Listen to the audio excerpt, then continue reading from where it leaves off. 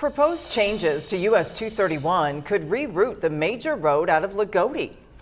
This has many residents upset and worried about the future of business in the town. News 10's Blake Dollier is live at the intersection of US 231 and State Road 50 in Loogootee. He tells us what this could mean for local businesses.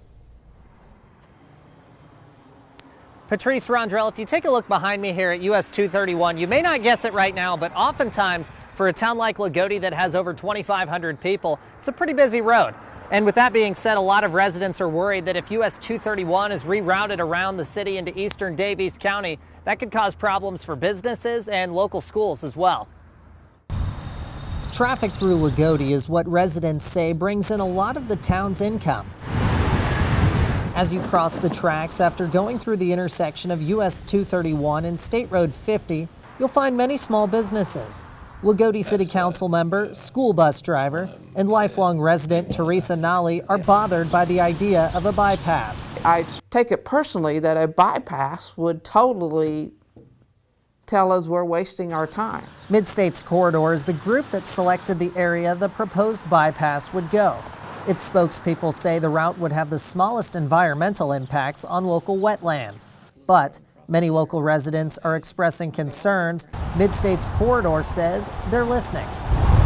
In terms of some of the feedback that we've gotten from communities all through southern Indiana and residents that would use it and be impacted by it, that is all taken into consideration. Green says his project team has held 2 public forums about the project. He also says they're open to all concerns with the project and they will try to work around them as best they can. The goal is to collect all that feedback, look at it, consider it, and address it in those final studies. Green says right now his team is preparing for the Tier 1 study.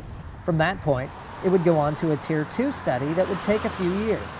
That means the project isn't going to come together for several years.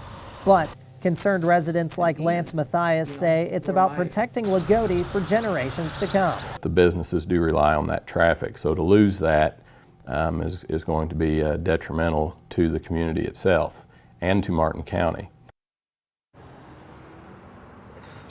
Now you have until June 14th to submit those complaints or recommendations to Mid-States Corridor's website. Reporting live in Loogootee, Blake Dollier, News 10.